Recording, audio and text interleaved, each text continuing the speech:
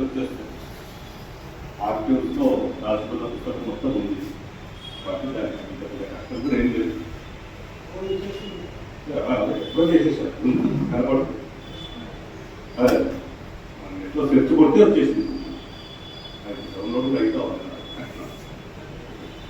నీటి ఉంది, మంచి పెడుతుంది, చాలా బాగా కనపడేది.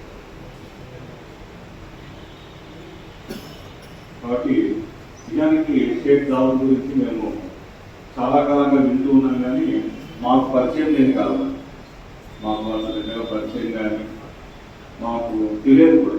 అంటే మేము సాహిత్యంలో గడుపు పెట్టేసరికి వారి పేరైతే విన్నాము, కాకపోతే వాళ్ళు పద్య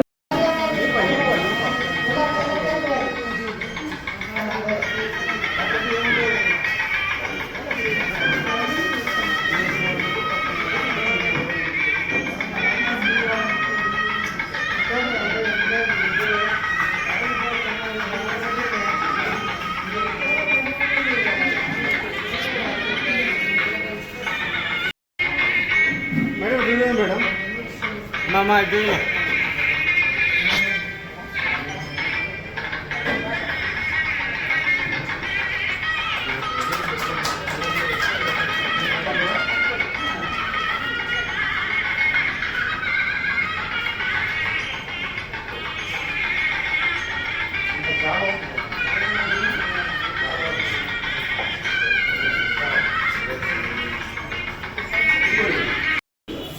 మొట్టమొదటి కళారత్న నాకే వచ్చిందని చెప్పేసి అనుకుంటున్నాను.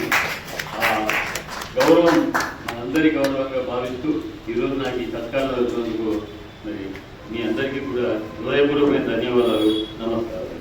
సాయంత్రం కళామురళి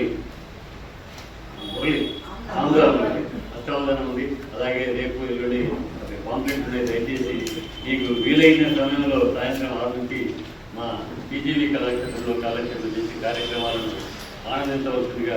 ఎందుకంటే మళ్ళా తిరిగి సాహిత్యంగా కానీ సరే కొన్ని పొరపాటు జరగవలసిన నాటకంగా కానీ ఒక వెలుగు రావడానికి చంద్రబాబు నాయుడు ముఖ్య కారణమని నా నమ్మకం. అది మరి ఇటీవలనే దాదాపుగా 300 మందికి పైగా కందుకూరి పురస్కారాలు, కళారత్న ఉగాది పురస్కారాలు, ఇలాంటివి 5 ఏళ్ళలో ఇంకెన్నో రాగడానికి అవకాశం ఉంది. కాబట్టి ఆయన జన్మదినాన్ని మనం అందరం మన ఇంట్లో పండగ జరుపుకుంటామనే ఉద్దేశంతో ఈ కార్యక్రమం ఏర్పడుతున్నాం. ఆ కార్యక్రమానికి మీ అందరినీ హృదయపూర్వకంగా ఆహ్వానిస్తూ సెలవు తీసుకుంటాం. ధన్యవాదాలు.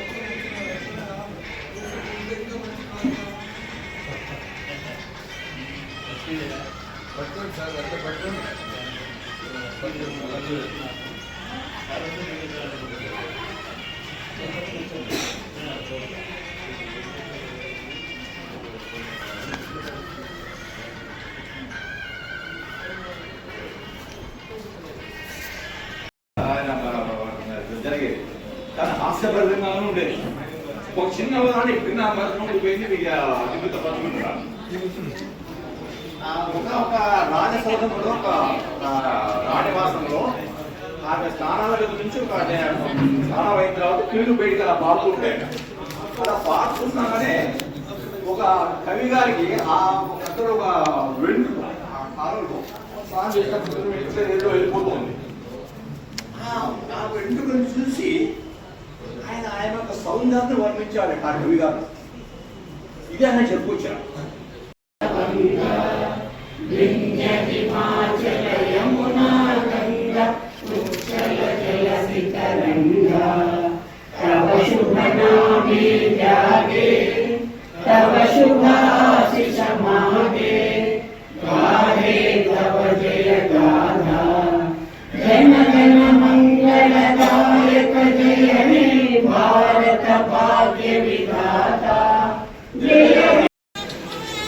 Okay sir.